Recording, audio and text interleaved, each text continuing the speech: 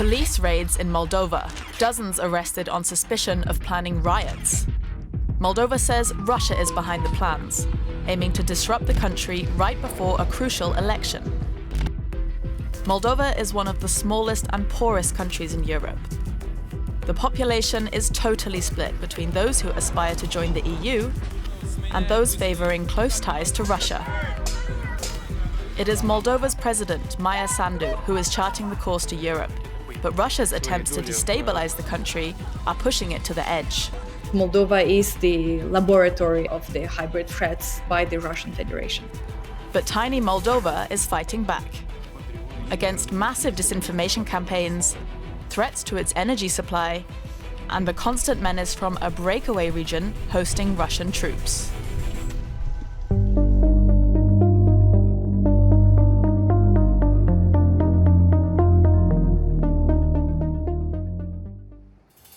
The tiny country in southeastern Europe is hard to wrap your head around at first.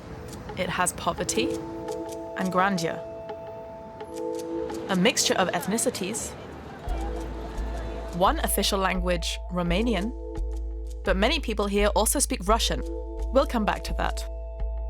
Just 2.4 million people live here in Moldova. And it may be a small country, but just outside the capital Chisinau lie what are claimed to be the world's biggest wine cellars.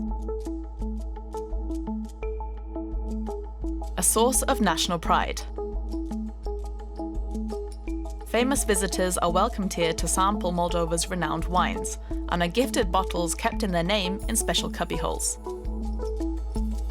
One visitor's wine collection became controversial. Vladimir Putin's. The Russian president celebrated his 50th birthday here. Moldova used to be close to Russia. But Russia's full-scale invasion of Ukraine led to a shift. The winery has since hidden Putin's wine collection and taken down his portrait. You see, Moldova borders EU member Romania on one side and Ukraine on the other.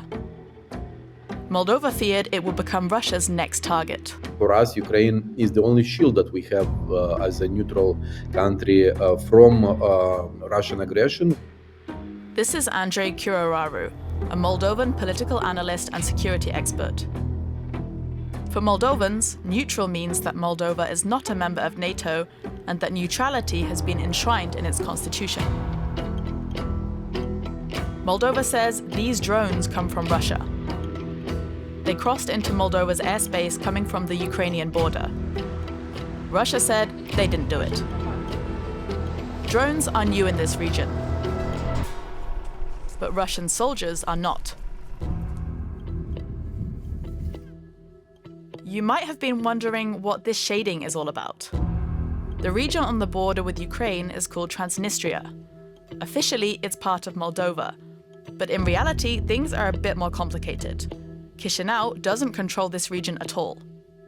Russian troops are stationed in these locations, and Moldova wants them out.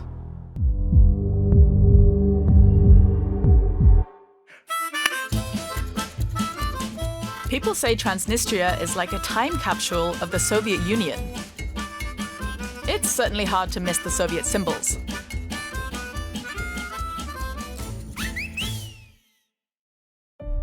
All of Moldova, including Transnistria, used to be part of the Soviet Union. And when the Soviet Union collapsed, Moldova emerged as an independent state. But separatists in Transnistria had other ideas. They didn't want to be part of this newborn country.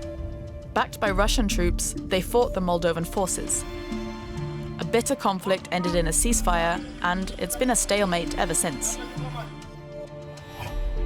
Today, there are around 1,500 Russian troops and an estimated 5,000 Transnistrian soldiers, while Moldova only has 6,500 active soldiers. Many of the Russian soldiers are near the village of Kabasna. On this site, they guard a massive stash of roughly 20,000 tons of Soviet-era ammunition. There's also a peacekeeping zone, where a joint force of Moldovan, Transnistrian, and Russian soldiers are stationed. Transnistria is very much doing its own thing, with its own currency, flag, and anthem.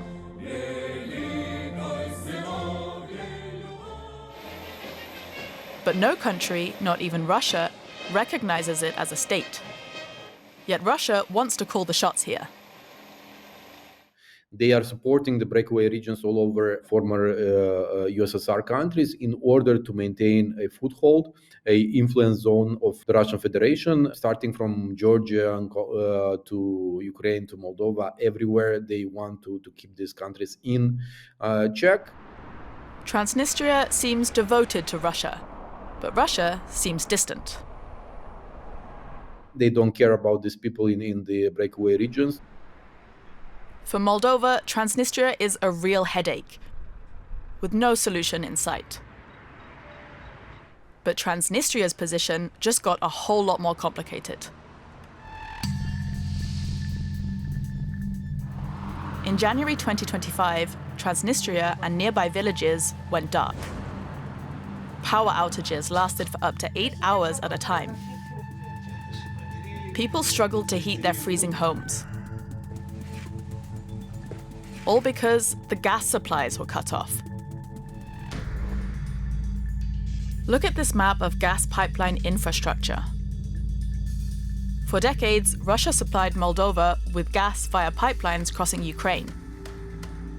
And Transnistria even seemed to be getting it for free. There's no free lunch.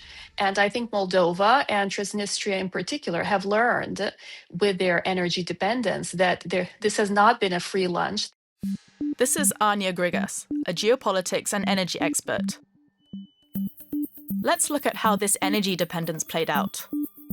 Moldova used to get 100% of its gas from Russia. And much of its electricity was produced from Russian gas too, especially via Transnistria. For example, Russian gas arriving in Transnistria powered this huge power plant. Moldova used to buy around 70% of its electricity from here. So, for a long time, Moldova benefited from Transnistria's weird relationship with Russia, as long as it stayed in line. Moldova got hooked on the cheap gas, but that meant it had to tiptoe around Russia's threats of price hikes and cutoffs. After the Soviet Union fell, Russia maintained energy dependency as a means of influence. And that's why we have terms like Russia's energy weapon, energy tool. But that all changed with Russia's full-scale invasion of Ukraine. Well, you can say Moldova quit Russian fossil fuels cold turkey. Here's how. Moldova looked to its neighbors on the other side. It imported gas from Romania and other EU countries, including with reverse flow technology, meaning gas moves in the opposite direction to how it used to. It connected to the European electricity grid and built new power lines to connect with Romania, and quickly expanded renewables. Renewables really create that opportunity for the future to have a non-political source of energy that you can produce at home. Moldova also had a lot of funding from the EU. But wait, isn't the EU itself still struggling to quit Russian energy and still sending billions to Russia in the process? Well, yes, but that's another story. Moldova went from pretty much complete dependency on Russian gas in early 2022 to now importing no Russian gas at all. Today, Moldova's hands and the hands of its politicians are much freer to pursue an independent foreign policy, to seek EU integration. But this new direction came at a cost. Many Moldovans now pay much more to heat their homes. And this is fueling an existing divide in Moldova.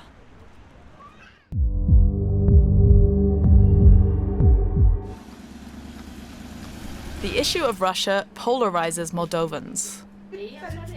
Și noi, o țară, Europa, să integrăm în comunitatea europeană, să avem o viață decentă cum au. În sfârșit, poate scăpăm și noi de Rusia, de cizma Rusiei, să nu mai depindem, ne șantajeze permanent cu gază, cu lumină electrică. По-моему, лучше с Россией. Ну, потому что, когда мы были в Советском Союзе, у нас жизнь была получше, чем сейчас. Значительно. Отношения между Молдовой и Россией. После 22 года, пока у власти в России президент Владимир Путин, я их не вижу. People seem split. And maybe you noticed that 2 of them spoke Russian and 1 of them Romanian. Like we said right at the beginning, Romanian is the official language of Moldova. But why exactly? Let's just say Romania and Moldova share a lot of history. For example, what's now Moldova used to be part of Romania after World War I. The point is, In the Republic of Moldova, language is a sensitive topic, and that it's also used by the Russian Federation because it provides a vulnerable ground. this is Sanda Sandu, who has been documenting Russian disinformation in Moldova. No relation to the president, Maya Sandu, by the way. She told us that Russia targets divides like this one in its massive disinformation campaigns. Focusing on the distrust in the society, trying to antagonize people, to divide them, to have another topic for the people to fight about. That's especially the case in 2 Russian-speaking regions. One is Transnistria that we addressed earlier. The other is in the south, Gagauzia. The Gagauz are an ethnic minority with their own language, Gagauz, though Russian is the go-to language here. Gagauzia has a special autonomous status in Moldova that it wants to protect. Russia is stoking a fear that it could be lost if Moldova joins the EU. If you scroll on social media in Gagauzia, you might see content like this. This Instagram post makes false claims that Moldova's armed forces are coming under NATO's command. And in general on social media in Moldova, you'll see the same narratives coming back again and again and again. The West is evil, Russia will bring stability, that the governments, if they are pro-European, that they are controlled also by the West and by NATO, and that NATO will bring war. As we mentioned at the start, Moldova's most recent parliamentary election was not exactly uneventful. It was plagued by Russian meddling. But the country was ready. The government moved fast to expose waves of disinformation, and civil society groups helped citizens to recognize what was happening. By the way, even kids learn about disinformation at school. The courts also cracked down on illegal Russian money streams in Moldova's politics.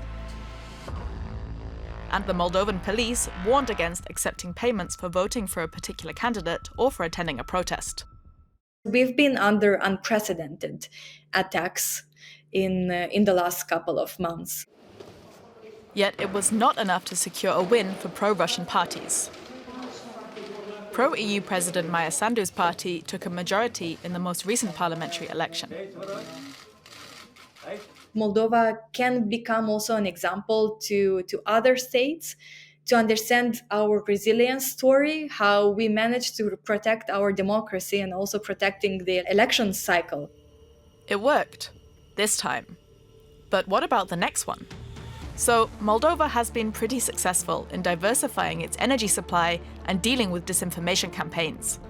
The country has had less success, though, like none, in dealing with the issue of Transnistria, with all those Russian troops and no indication that they're leaving. So, what can we learn from Moldova and this tiny country's continuing fight?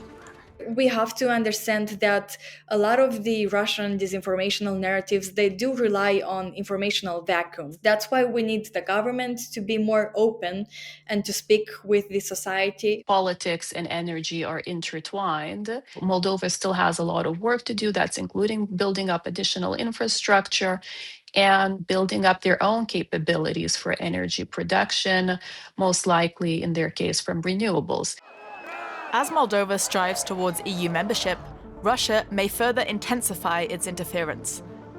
Everything that they're doing is in order to destabilize our country, to create dissent, to create rifts in our society. A lot of work needs to be done in order to mend these rifts and to bring those people closer. Moldovans will have to keep navigating threats from the outside and divides from within.